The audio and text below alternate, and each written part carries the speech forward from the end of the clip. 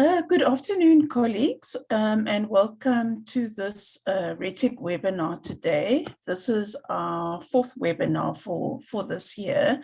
My name is Leanne Brown, and I am the current chairperson of RETIG. For those who don't know, RETIG is the Research, Education and Training interest group of LIASA. And it's great to see so many of you here today. We are expecting others to join in the next few minutes, but we had a really wonderful response to the invitation that was sent out to this webinar. Now, just to give you a bit of background to this webinar, firstly, we are very fortunate today to have two speakers. Our speakers are Jill Claassen and Leanne Brown from UCT Libraries. The theme of the webinar, as you would have seen in the invitation, is advancing African scholarship through supporting scholarly communication. And this webinar is going to look at scholarly communication through open access and traditional publishing models, and highlighting the role of the librarian and the researcher. And the speakers are going to show us through their presentation today, how by implementing the principles of scholarly communication, research can be accessed and shared by everyone, in order to promote and to develop our African societies. So there are two key elements, that are going to be looked at today. The whole issue of African scholarship, which is very much a key focus today, and also things like open access publishing, which is also very much, very relevant to our society today and to the publishing space. So without further ado, I'm going to hand over to my chair-elect, who is Mr. Marupeni Ramabina from the University of Venda. He's going to introduce both of the speakers in a bit more detail, and then we will go straight to their presentations. So welcome everybody, and I hope you enjoy this webinar. Thank you. Marupeni. Thank you, Chair. Good afternoon, colleagues. Marupeni from Univen, coming all the way now from Makado here in Venda. I will switch off my video and briefly introduce our speakers. Yes, we have two speakers this afternoon, both of them from UCT. The first speaker will be Jill Claassen, who has worked in academic libraries for over 20 years. Jill is currently the section manager of scholarly communication and research at UCT since November 2014. One of the sections that Jill oversees is the scholarly communication and publishing, which is responsible for implementing UCT's open access policy by making UCT scholarship discoverable through their institutional repository, which is called Open UCT. UCT Libraries also has an established library as publisher service since 2015, which includes publishing open access journals and open access monographs and textbooks. The philosophy of this publishing service is to share African scholarship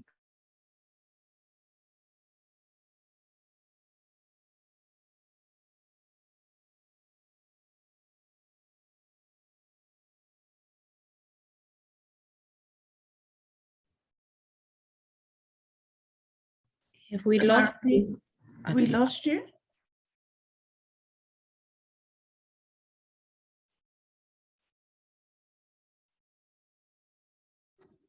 Marupeni?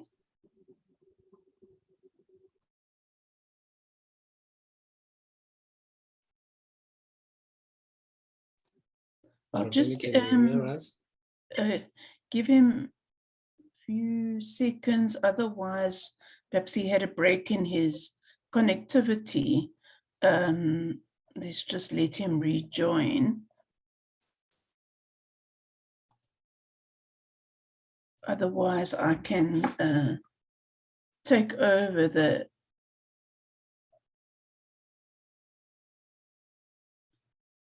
intro to see. Apologies, colleagues.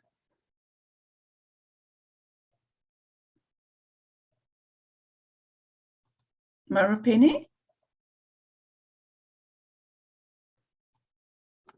I think we have lost Marupeni momentarily. Okay, let me just yeah, okay, let me just carry on from where he left off and finish the introduction of Joel and see if he then joins us. Okay. See. Oh, okay, I see he's back. Marupeni?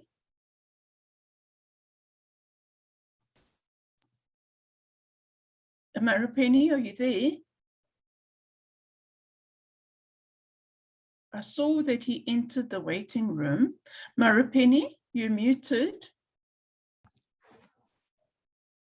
Yes, thank you. Sorry, colleagues, I think it was network on my side. Yeah, I was introducing Lina.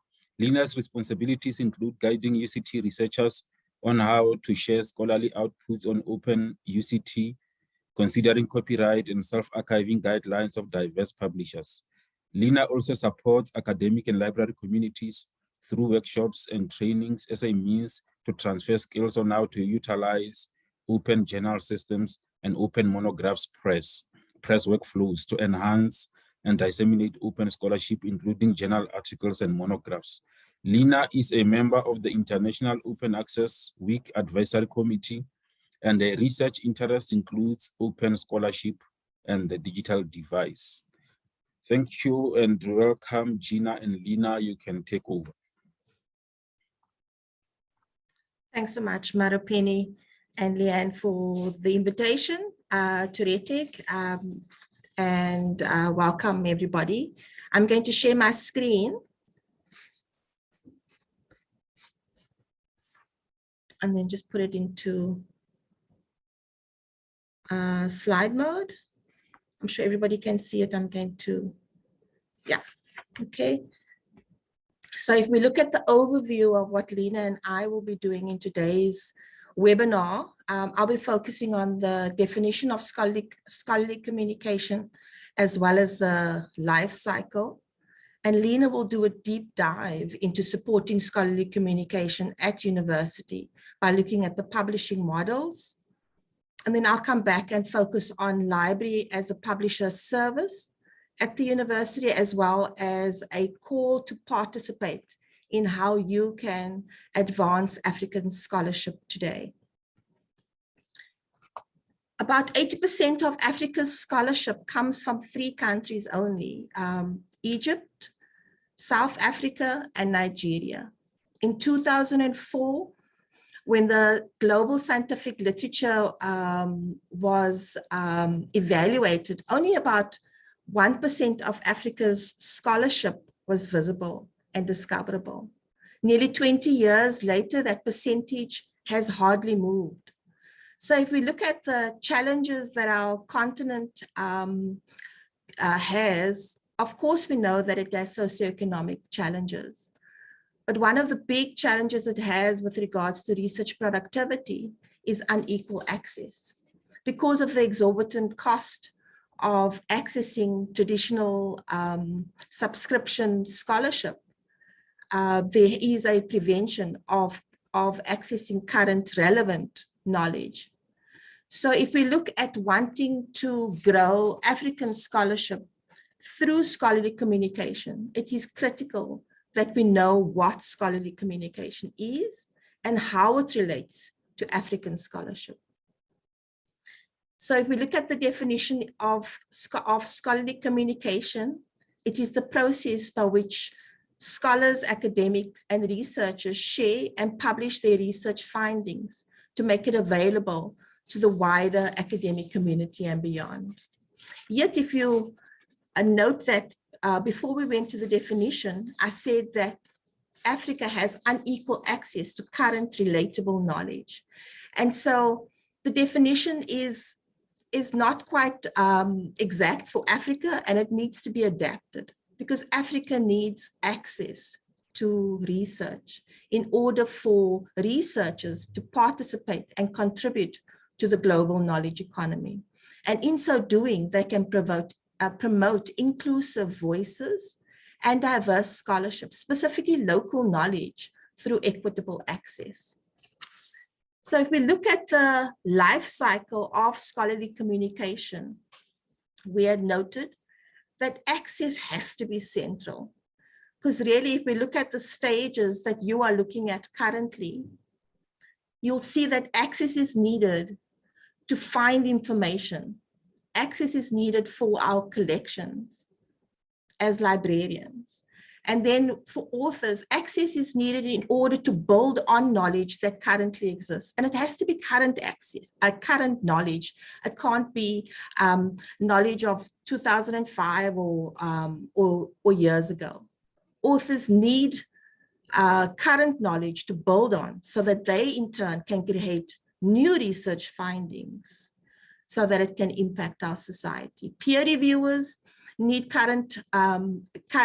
access to current knowledge to ensure that academic rigor has taken place. If we go to the stage of publication, if we look at the different stages of publishing, it is important that access is needed at that stage in order that through dissemination of that publication, the publications can then be discovered and reused. And so the life cycle can then start again, and this time with greater access to current knowledge.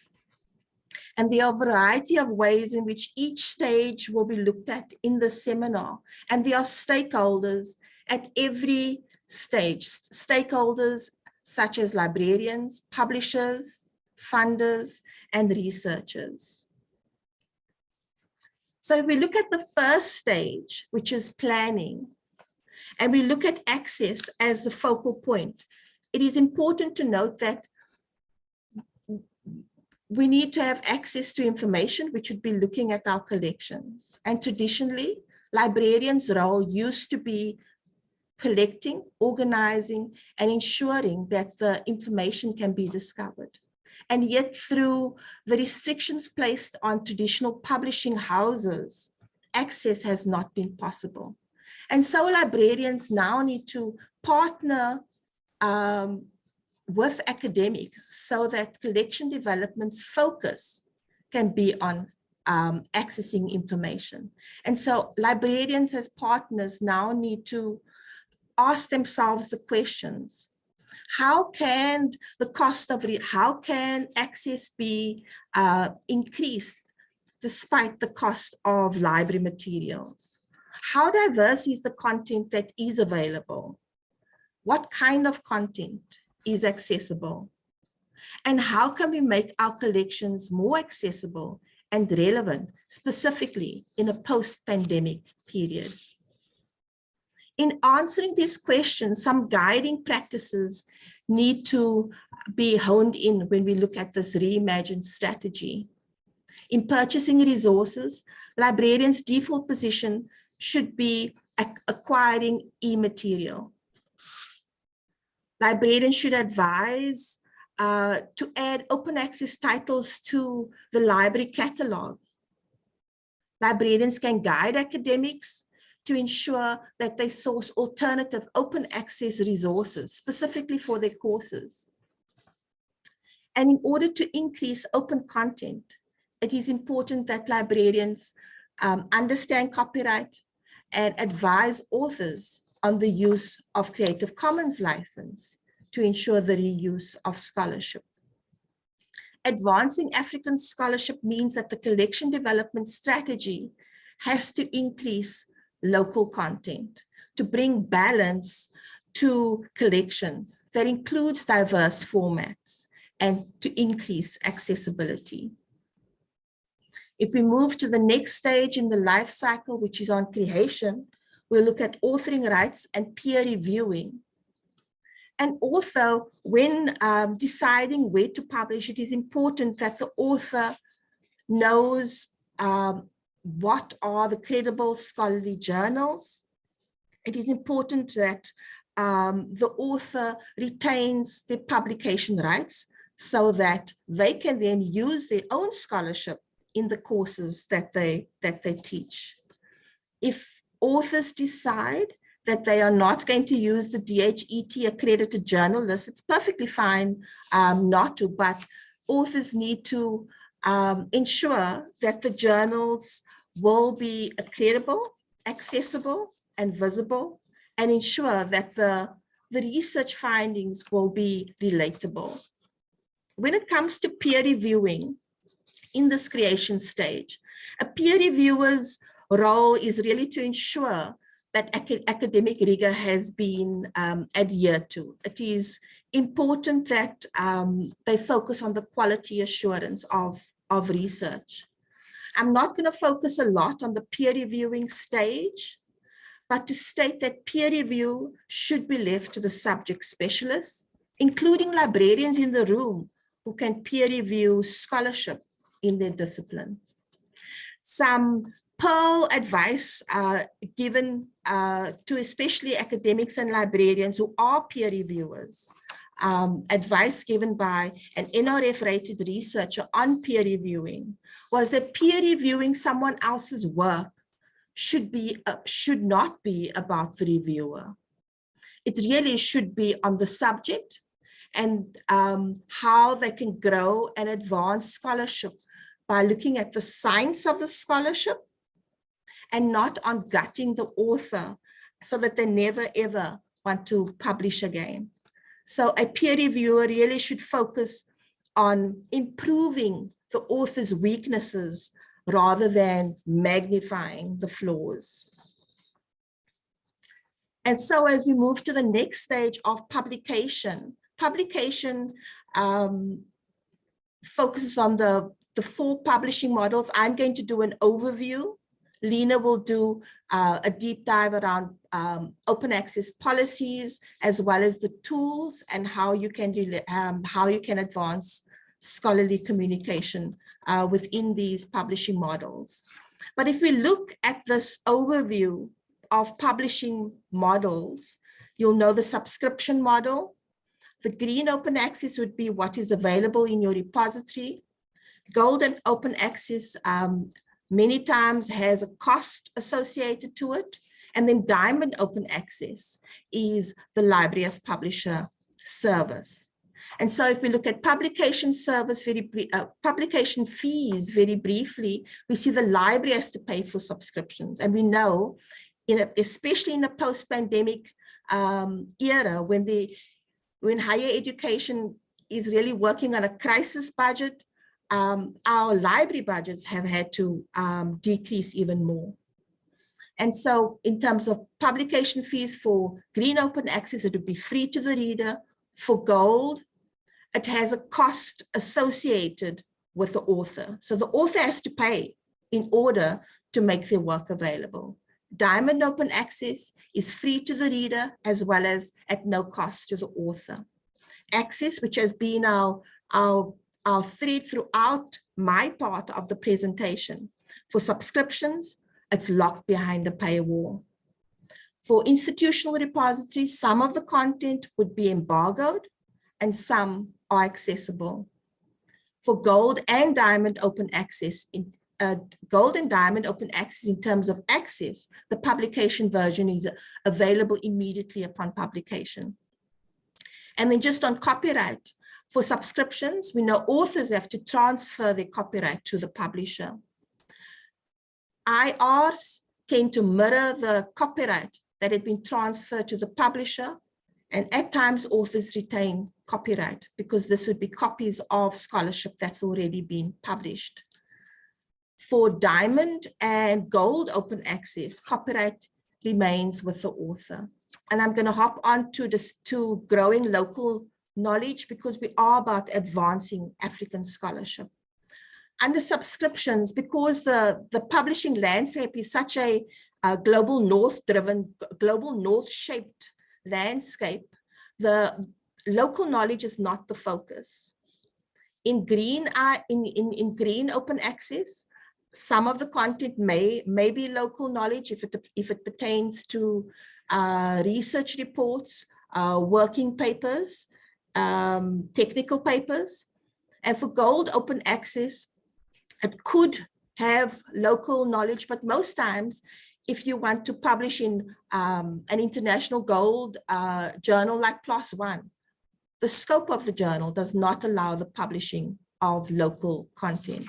And diamond open access, local research is encouraged. So if we do a tick, so to speak, of what would be applicable to advance African scholarship through supporting scholarly communication, you can note from this table that it almost seems as if gold and diamond open access allows for access to scholarship, to create new scholarship.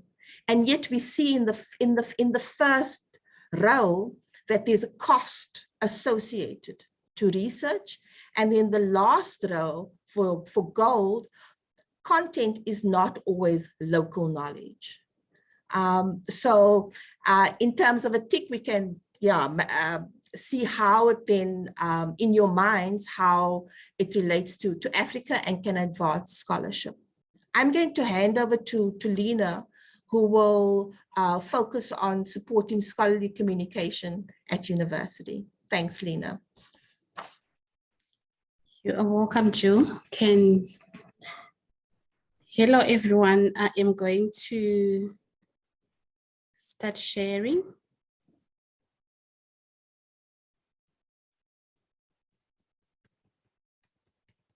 Just give me a second, okay.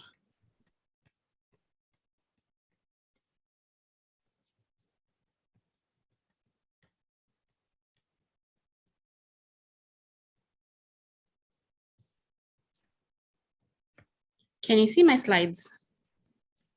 We can, Leanne. Okay. Thank you so much, colleagues. Thank you so much, Ju, for giving a background of scholarly communication. As I proceed, I am hoping that I can be able to communicate to a librarian this afternoon, to a researcher, or to an LIS educator. As I think that's the context that you have been provided by Leanne when she told us what's this working group about. With scholarly communication, I would like to believe that all of us, we fit in there. A librarian fits in there, an educator fits in there, and also a researcher fits in there. And as we speak right now, possibly I'll touch softwares, I'll touch about issues of training, I'll teach about the publishing process a bit, but Ju has covered a lot. But all I'm saying is, if an educator is attending as part of this session, we understand that when you are growing a librarian in an LIS school, there are certain aspects that you need to understand, like educating them in terms of copyright, educating them in terms of software that can help us in terms of scholarly communication to grow African knowledge, for the reason that Jill has identified some barriers already, which are cost barriers that will also result in our researchers publishing in traditional closed commercial journals. As a result, there's a requirement of a subscription, and our researchers are going to battle to access knowledge for them to proceed with scholarly communication, with the creation of knowledge, or with just sharing knowledge in general in terms of teaching. So the academic process that Ju has provided, when you are focusing on a research, you develop a topic, you have got a research question, key terms, and you go through methodology, or possibly in the prior to methodology, you think about theories that are relevant to your research, and then you collect data, you interpret. In this process, I see that a librarian is part of the process, and a researcher is the main stakeholder in this. And as a result, we are saying there is the need from the librarian from the word go. When a researcher has identified a topic, there are tools online that you can just go and plug a topic, or you can plug in abstract for you to just see. Are there specific journals that are relevant to the topic that I want to engage in? And your librarians can support you in that. Librarians can also support you in identifying relevant search terms for you to be able to identify, are there no similar topics that are already existing, so that you can avoid duplication? And at this stage, I can say also a librarian can support students, for instance, postgraduate students, when you want to engage into a topic or a thesis, it might be a minor dissertation or a PhD thesis. So you can have such terms, you can visit different databases for you to identify if there are titles similar to what I am engaging in, so that you can avoid duplication. So besides identifying topics, besides identifying literature, there are also stages where librarians might end up identifying relevant softwares. For instance, in the process, you identify a topic, you start writing. When you collect data, you might need storage. And all these issues, your librarians are equipped to be able to understand these issues. Where can I get storage? And storage might be actually purchased, or maybe the institution might provide it for free.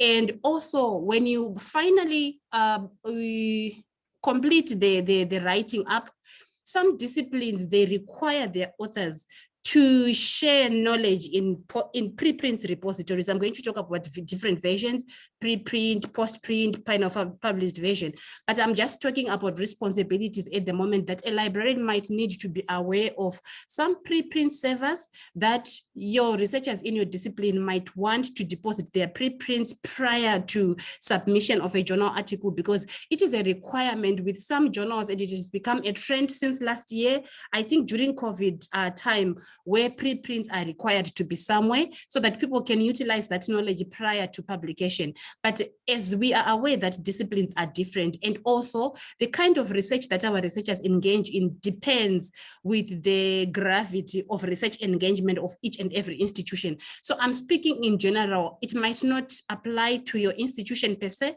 but it might apply to some research intensive institution. And therefore, relevant journals, we know where to find them. And then issues of copyright are some of the issues that librarians can support their researchers about. But as much as I'm talking about a librarian supporting a researcher, it doesn't stop researchers to be proactive, to understand issues of copyright on their own. You visit different websites, journal websites, you visit tools like Shepherd Romeo for you to understand and engage in copyright issues. You can also inquire with your librarian, inquire with your intellectual property department within the institution. So the process I was talking about, we are saying when an author has now finally written, you identified a topic, you identified literature, you also try to check, am I not duplicating? You write up, you complete. The version you have completed prior to submission, it's a preprint or author manuscript. So you then submit the author manuscript to a journal. They send them to reviewers. And then when you effect changes, when you submit the final copy effected with changes effected from the reviewers, it's your postprint or accepted manuscript or author accepted manuscript, and terminology differs depending with the publisher. Then finally, when it has been a copy edited typeset, then it becomes the published record or version of record or final published PDF, depending with any publisher that you are dealing with.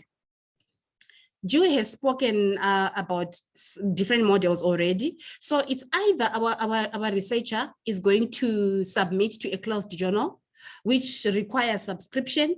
And in this case, you sign away copyright. Unfortunately, it will be very difficult for you to share anyhow even the different versions I've spoken about, the preprint, the postprint, the final published version or the version of record, because a lot of publishers have got different guidelines that they put across to guide in terms of sharing. So in some cases, if you have published in a closed journal, and of which I would like to understand that a lot of our researchers in South Africa are going to go for closed model, not because they don't want to publish open access, but there are cost barriers in terms of article processing charges, or sometimes also there are a lot of relevant journals that can accept the African content. So as a result, they settle for closed ones.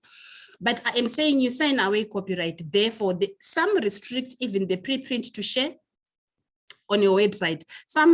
A lot of them restrict sharing of a peer-reviewed version, a postprint, and they give different embargoes. And Elsevier has got the largest embargo period. So therefore, we are saying at this stage, as the researcher and the librarian, what you need to do is you need to be proactive and then be able to identify different journals that your research is going to qualify publishing into, and then try to evaluate their copyright guidelines and also self-archiving guidelines to see which ones have got lesser embargo period, which ones are more restrictive in terms of sharing, because at the end of the day, we are coming from the global south, and we have a challenge of access to knowledge. And for us to support equity, to include all people that are information marginalized, we need to be able to share at some point. So when you publish closed, definitely you are going to share via green open access, which is delayed open access. It means the version you are going to share, in most cases, it is going to have an embargo period. So they range, embargo periods range, and depending with the journal that you have published in, some say 6 months embargo period on a postprint, 12 months embargo period, 36 months embargo period, but also we do have an opportunity to come across publishers like Juta in South Africa. After 6 months, you can be able to publish, but this is low faculty. You can be able to publish the final published version in your institutional repository after 6 months embargo period. So in this case, before you choose a journal, what you need to be aware of is for you to check what is the embargo period, because you need to be able to share your postprint as fast as possible before your knowledge gets outdated. Because if you take a 36-year period, it means by the time people access your knowledge, it will be maybe too late, and a lot of other knowledge would have come across, would have been published. So there is also a hybrid model. This is a closed journal, it's a subscription journal, but it allows an option of paying an article processing charge, and that article that is being paid for is going to be freely accessible. So there is nothing fancy about this. It's a closed, but they're just double dipping by allowing people to also pay Apcs and then allow that one article to be freely available. Green, it is a version of record that you are allowed by your journal to share in the institutional repository, but we need to understand also unpublished gray literature can also come through via institutional repositories. For instance, ETDs are not officially published, but they go through an academic process and they come into the institutional repository. And we do have technical reports, and some of the examples that Ju has put across. And gold, I'm not going to say much about gold. Ju also spoke about gold. It needs APCs, and most of the times it excludes our authors. Diamond model, Ju spoke about diamond model, where in most cases we do have a library as publisher. But I would like to just also add one point that some of the journals are actually owned by associations, and they do full payment of the entire process of whatever is required to make the publishing for free to the author and for free to the reader. So what is major in all these publishing is the issue of copyright, and copyright is a legal right that is actually created by the law of a country, and it is dynamic in each and every country. It is a right to use and distribute or redistribute your content.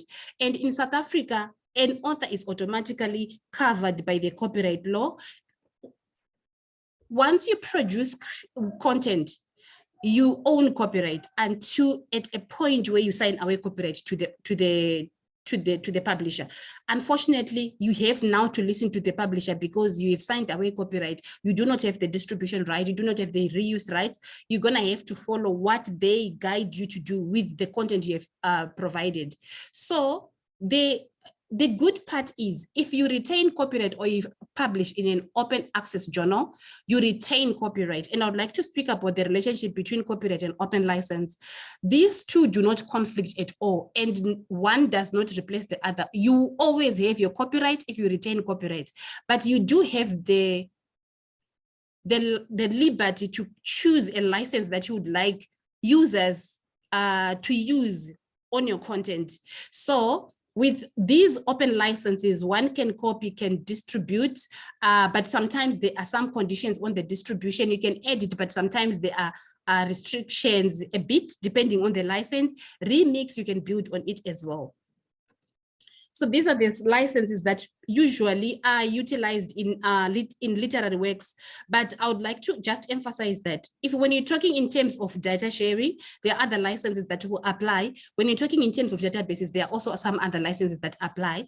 The license that is CC BY, it is a very generic license where anyone can utilize your content without any restrictions, as long as they attribute that you are the content creator. And then with CC BY ND, ND means non-derivatives, which means a person cannot create or extract any chunks of your content and then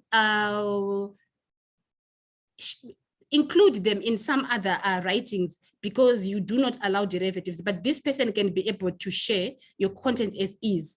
I just want to jump also and come to the CC BY NC ND. NC means non-commercial, ND, like I've said, is non-derivative. This is the most restrictive license. It means you cannot take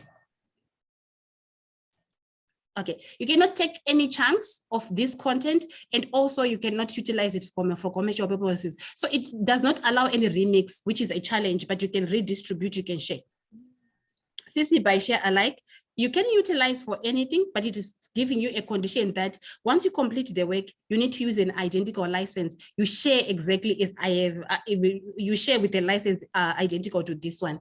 And then the CC BY NC, you utilize this content with all this license, you attribute the creator of the content, but this one is non-commercial purposes. And non-commercial is very difficult to define. It could be do not print and then make people pay for printing, or do not sell. So you need to further investigate what a person means by non-commercial. And then CC BY, non-commercial, share alike, BY means attributes. So with this one, it's non-commercial purposes, but you also share alike. So it means you need to place an identical license as long as there is SA, which is share alike.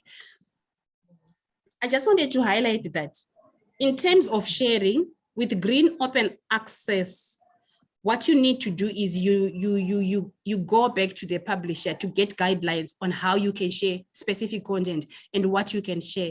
And in this, at this point in time, I would also want to encourage researchers that if you are engaging in a project, let's suppose you're engaging in a project, research project for ESCOM, prior to engaging into the research, you need to also ask for permission to open license the content.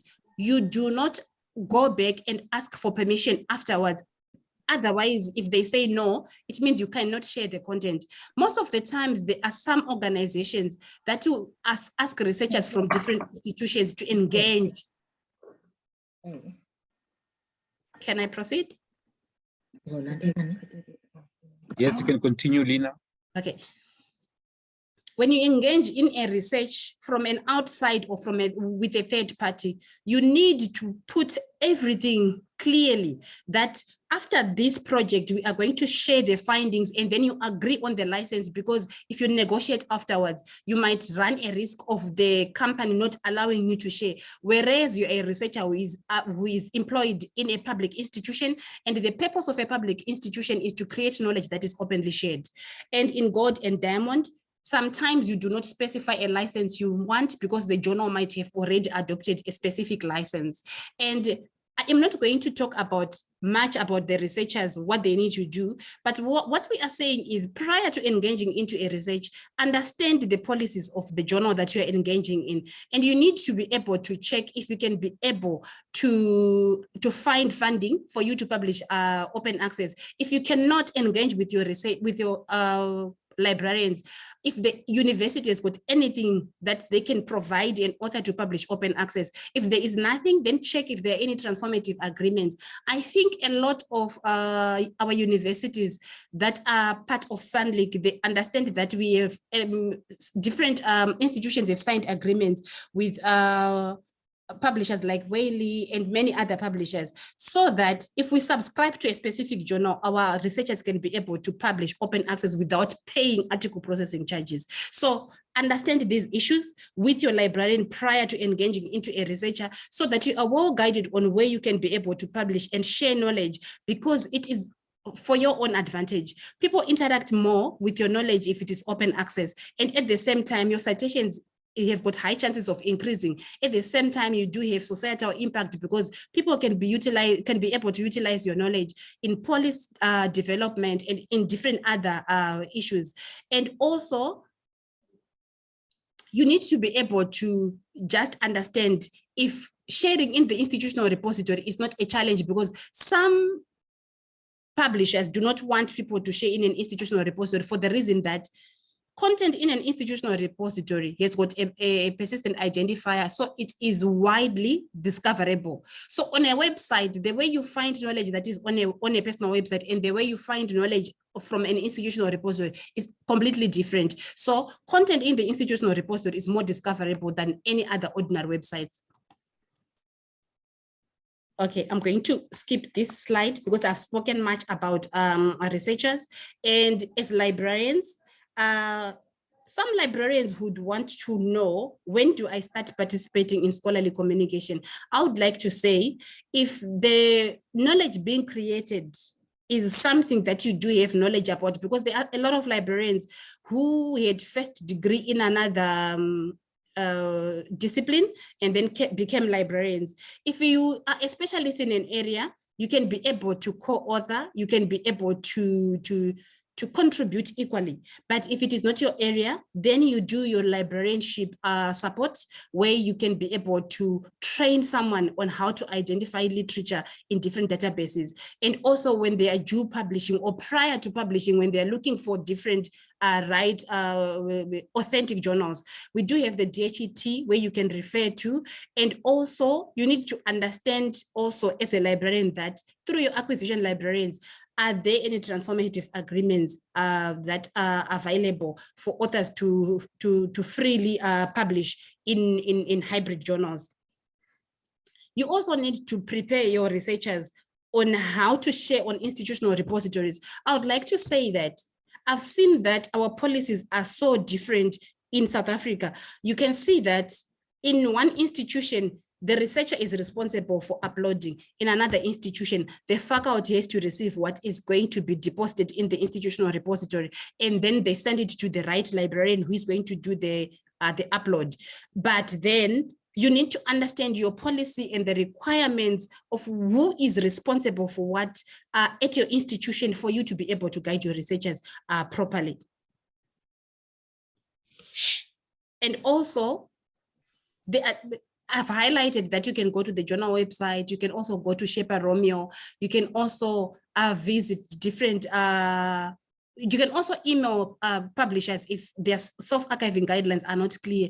And Shepa Romeo has become quite difficult to use, but I've realized that there's a video that they put across so that people can easily navigate the new website of Shepa Romeo. So these I have mentioned here, they can guide us on the copyright policies and self-archiving guidelines. In terms of GORD open access, I've realized that there are a lot of tools online that can help us to check for APCs. You can also use DOAJ to check for APCs. It can be it can be an APC checking tool. You can also be able to communicate with the relevant office to check if there is the APCs allocated by the institution is available. I've noticed that there are about 3 institutions in South Africa that have got funding for article processing charges, but the 3 of them do not fully fund article processing charges. So you need, as a librarian, to inform your researchers on where they can go for them to apply for APCs. At the same time, also assist your researchers to understand if they are being funded by a specific funder, if those funders can be able to provide them article processing charges, because that can help them to at least remove the burden of APC cost from them, and then the funder can be able to provide that. So I've spoken about institutional policies. On this link I have shared, this link I am going to request colleagues that are attending today via you, Leanne, so that they can visit this link at some point. I've realized that every institution is doing its own things in silos, and we don't know which university in South Africa has got any open access policy, what is guiding them, what do they have, what repositories do they have. But I've realized that a lot of our institutions do have institutional repositories, and some are sharing a common repository, which is equally good because it supports equity to access to infrastructure. So at some point, would you please visit this and check if your institution the hyperlink on university, and check if your institution is listed, if your open access policy is listed there, if your repository is listed there, so that at least we can be able to share what we are doing within South Africa. This is an open link. Anyone with a link can be able to edit there and can be able to add something, because I could not complete everything. But if you visit, you can see that I've done part of the work to identify some open access policies, or to identify the documents that are guiding some of our institutions to participate in open access. And some are using the Berlin Declaration. And I just want to say, most of our institutions are participating in open scholarship or in open access because they've signed the Berlin Declaration. It is an open access declaration to scientific knowledge, and most of our institutions have already signed the Berlin Declaration. So I think you need to start these conversations if you're not aware of the policies that are available to guide your authors on what is available. There's also tools in some institutions. I've realized 3 institutions also have got the rights retention, where an author can submit an author addendum to the publisher to negotiate if they can retain rights to be able to share a peer-reviewed version into institutional repositories. So some authors have utilized these documents, and they were quite fortunate to be granted the rights to share on institutional repository. So if your institution is something like this, these are some of the tools that can be utilized by librarians and share with researchers, so that at least they can be able to try and make sure that they retain their copyright prior to publishing.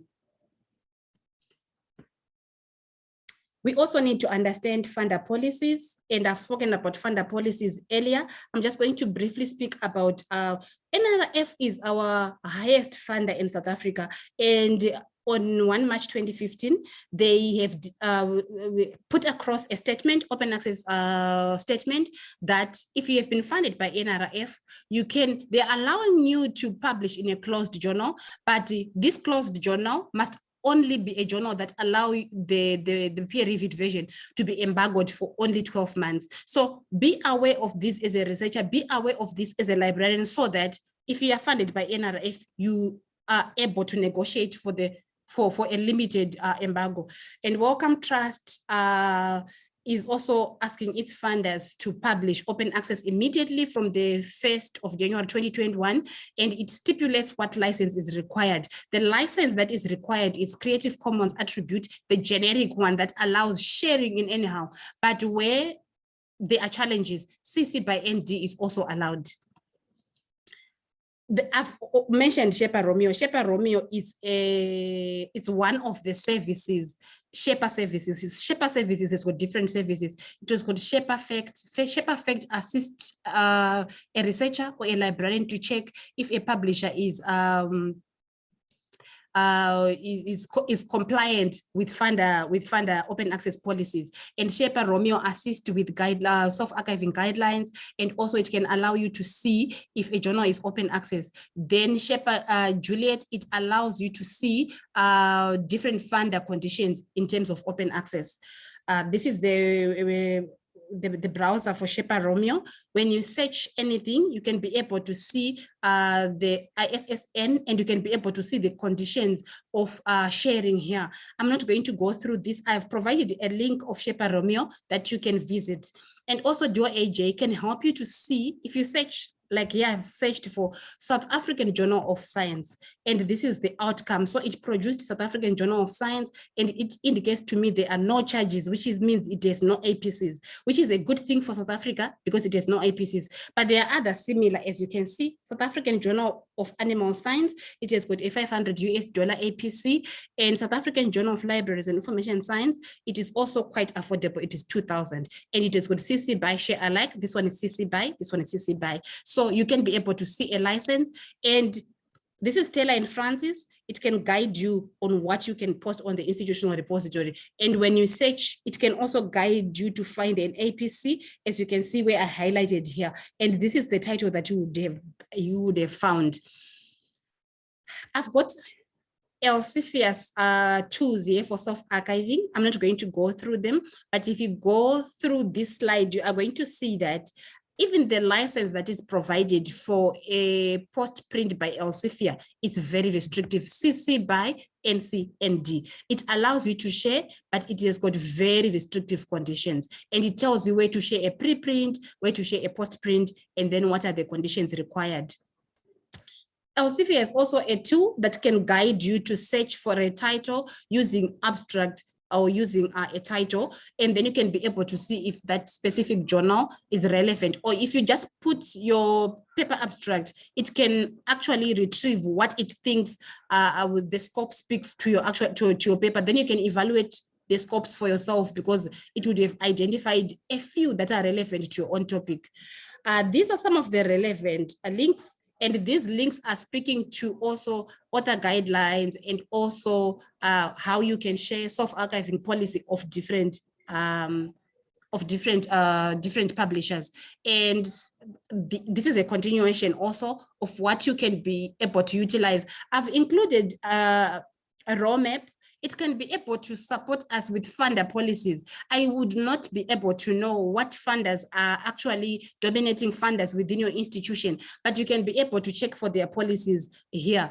And this is also a journal suggester, just like the one I've highlighted, the one for Elsevier.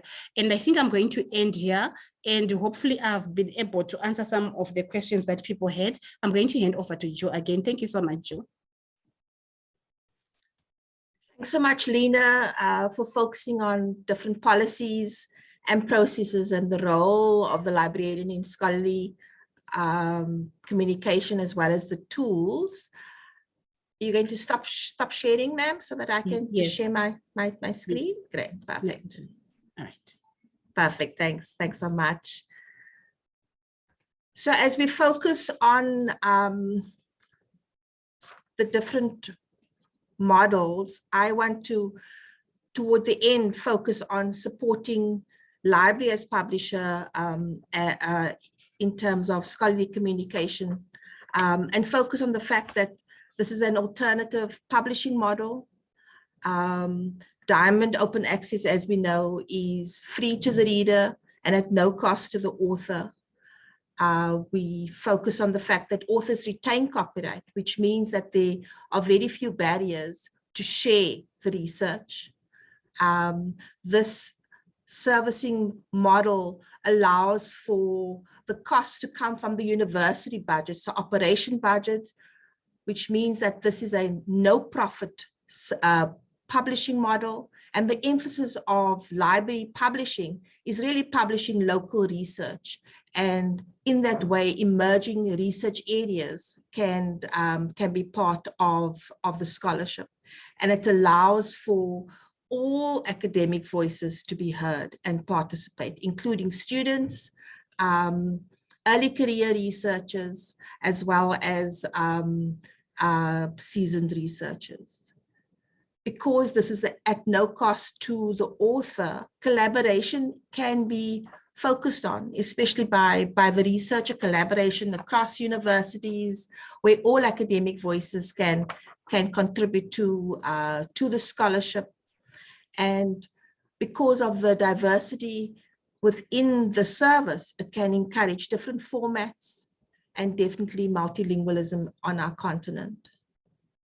So this service model allows for scholarly content to be accessible both locally and globally, and in so doing, disrupt the global north shaped publishing landscape, and to ensure that African scholarship can also participate and be part of the global knowledge economy.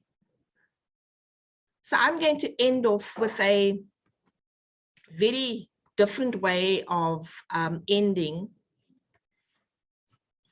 which is a call to participate. I'm not going to wrap up, so to speak, the parts that I did and definitely the parts that Lena did, but I'm going to wrap up with a call for you in this room to participate in scholarly communication in South Africa. There is a national ETD project that is overseen by Chelsea underway. It is inclusive of all institutions in South Africa. And the goal for this national ETD project is for South Africa to have a country repository. By doing so, it means that South African scholarship and really African scholarship will improve its visibility and discoverability. And in so doing, through this dissemination, advance for further research. So you're asking yourself, oh, that sounds amazing. How can I participate? There are 4 task teams that you may consider joining. There's a survey task team, an infrastructure task team for those libraries, IT colleagues who are in the room, for the skills development task team, as well as a metadata task team. Please do consider participating in disseminating African scholarship by joining one of these task teams to develop the national ETD project. Contact your university librarian, the library director, or the library executive director on way that you can participate today. And we look forward to having this national ETD project represented by all 26 universities, so that together we can grow African scholarship and make it the epicenter that it should be in the knowledge economy. Thank you.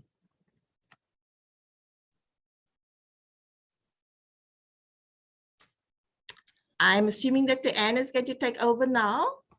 Yes, that's correct. Yes, thank you, Jill. Thank you, Leanne. A big thank you to both our speakers today, Jill and Leanne from UCT, for a wonderful, wonderful presentations. You've given us a lot of information and insight into the whole scholarly communication process, and you know, especially open access. It's been very nicely explained by Leanne, the different options that you have, the different licenses, and I must say that this open access diamond model is very, sounds great, and also this national ETD project run by Chelsea. I think it would be great, you know, for us to get involved in that and to contribute, you know, from our institutional perspective. I'm just going to move now to the chat box. There were a few questions that came up during the session. So I'm just going to ask our 2 speakers then to respond to those questions and or comments, and then, you know, we can open the floor to, you know, to everybody else who wants to ask or comment.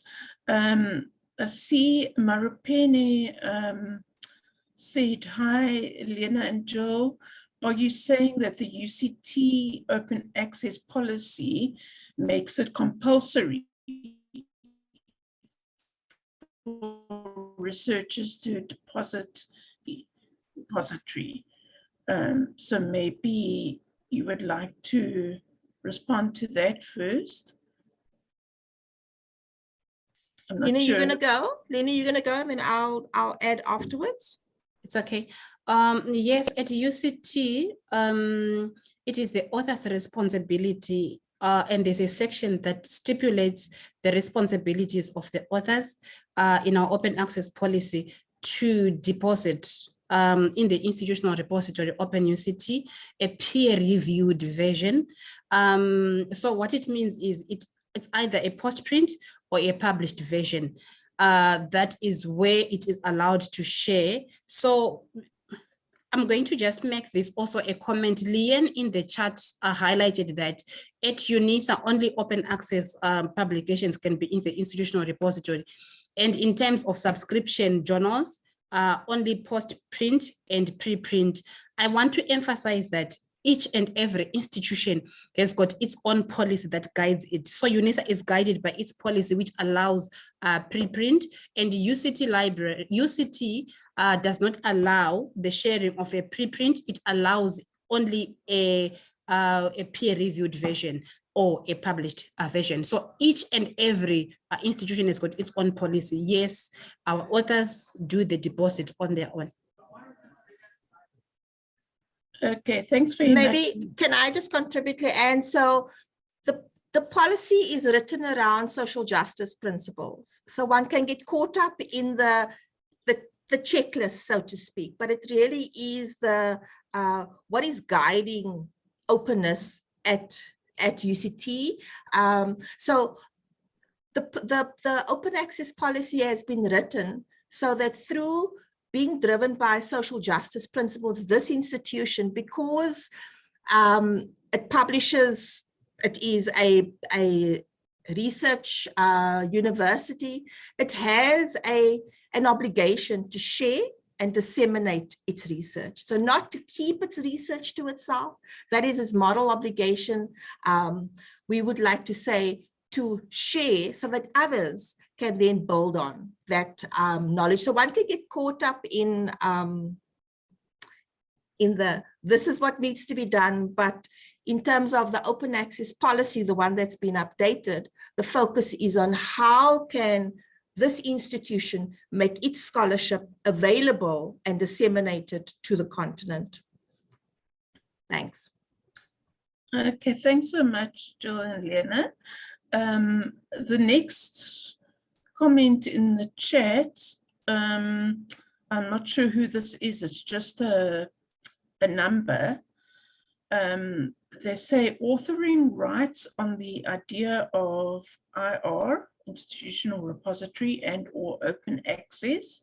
Copyright is a challenge to repositories that strive to provide open access to the scholarly publications.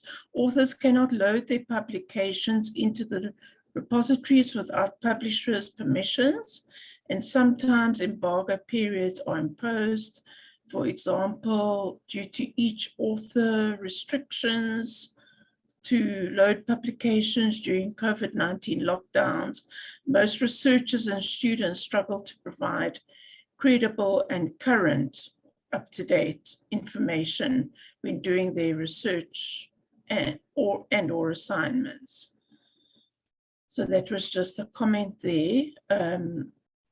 Yeah, I don't know if you want to add. Can I just respond, Leanne? Yeah, sure. Unfortunately, it's very unfortunate. We are Africans. We do not have funding for article processing charges in most of the times.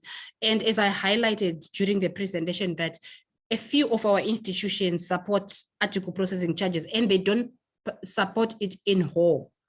Some of them have got a specific percentage they give to the author, but still, if the author does not have research funding, they cannot publish, especially in international journals that are called open access, because they are very expensive, because the payment is done in Forex.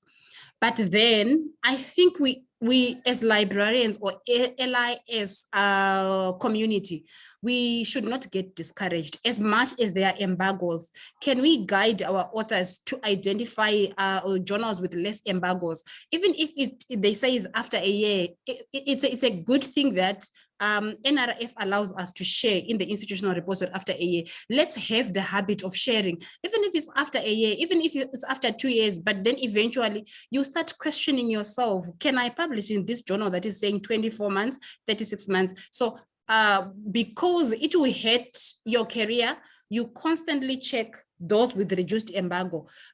Sometimes you might not find them, but then you opt for diamond open access. So as much as there are embargoes, let's encourage our researchers to share, even if it's after a year embargo, so that the culture of sharing is within us. And then eventually we get it right to identify the journals that have got less embargo as we proceed.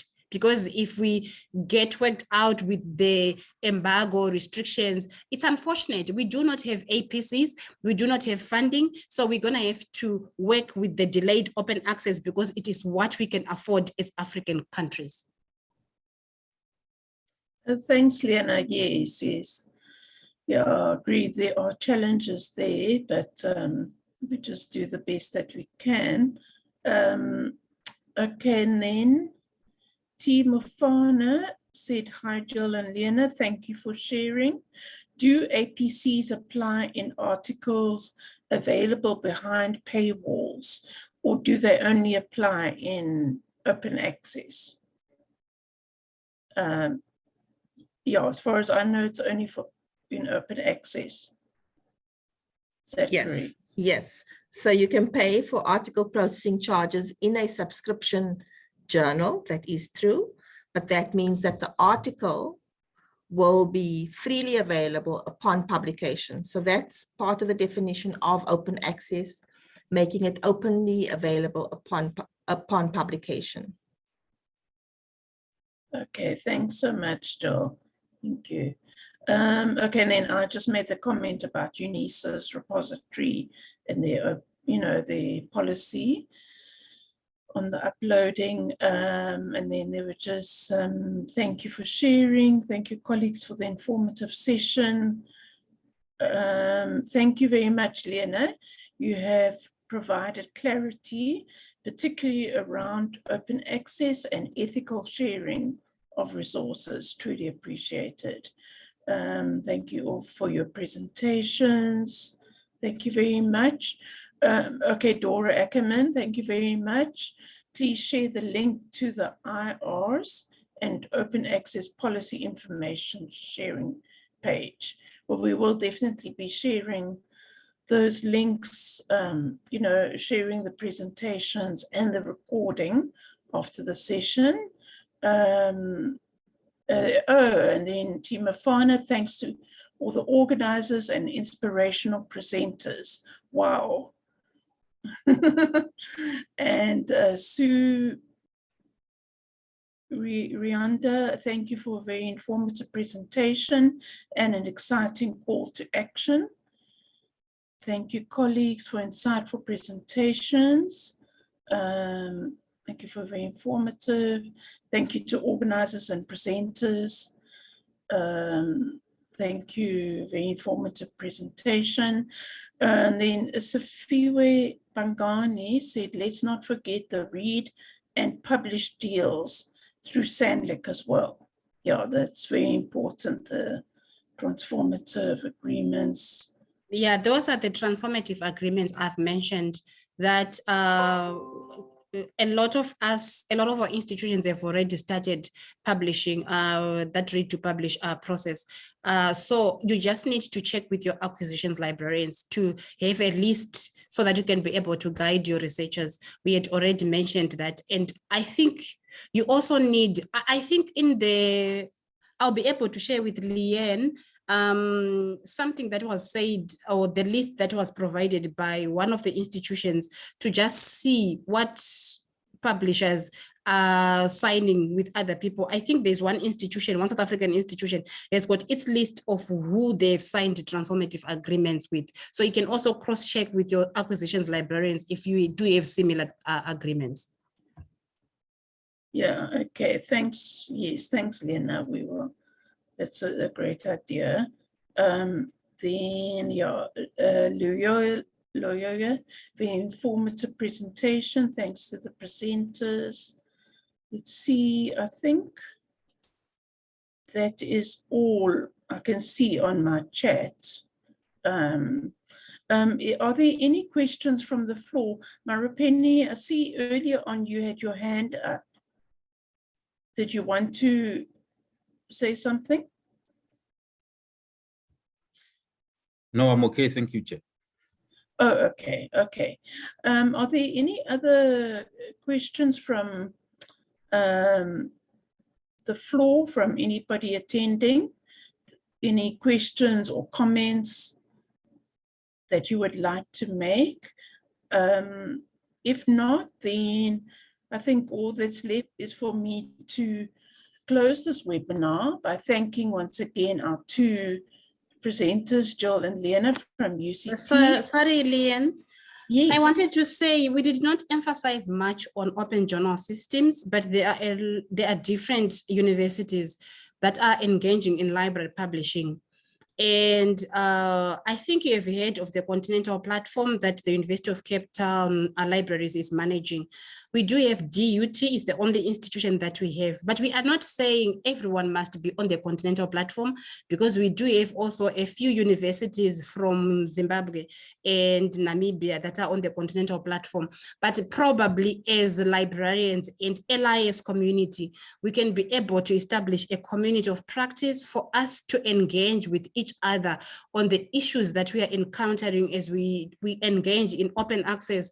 Maybe we are using open journal systems, or we are using open monograph press, but at the same time, there are some people that are still battling with the use of DSpace as an institutional repository. So we can be able to engage, and maybe through you, Leanne, if questions come, we can be able to put together some questions and have a session of question and answer. If we can't find answers as librarians, I'm sure we do have a lot of specialists, our leaders that are specialists in open access. We can come and then we can engage, because some institutions have established scholarly communications units or scholarly communication and publishing units, and some have got research support that does everything. It doesn't matter where you are at, but if we need support, we need to engage more and support each other, because there's no institution that knows completely. We are publishing, but we also learn every day, and we would also want to learn from other colleagues on what they are doing. And sometimes with open journal systems, if you upgrade faster than others, you come across a lot of bugs and you can be able to assist those that are coming after you, or those that are higher ahead of you can also support you in a way. I think if we continue working in silos, open access is going to be a challenge for us as South African librarians. We need to come together, put together some questions that we have in terms of institutional repositories, in terms of open systems. Okay, I can't say OJS alone because I don't know what others are utilizing. Softwares are diverse. Open source softwares are diverse. So we can be able to ask each other questions and establish a community of practice. Thanks. Yeah, thanks so much, Leanne. I think that's really a good idea. And we need to communicate and collaborate with one another, because I'm sure that as librarians, we face similar challenges or issues that we can really, come to resolve those issues more easily if we just collaborate with one another. So thank you so much. Thank you, Jill. Thank you, Marupeni, the chair-elect, for your inputs, and and a special thank you to Kagiso from the Liasa office, who's always helping us, setting up the Zoom meeting, making sure everything goes well. So we really couldn't do this without your help. Thank you, everybody, for attending. I hope you've enjoyed this webinar, and just have a good day further, and keep well, and I hope you join us with our next webinar. Thank you. Thanks so much. Thank you. Thank you. Thanks. Thanks, everyone. Thanks, Bye. everybody. Bye. Thank you. Everybody. Thanks. Bye. Thank you. Thanks, Kagisa. Bye. Bye-bye. Bye. Bye.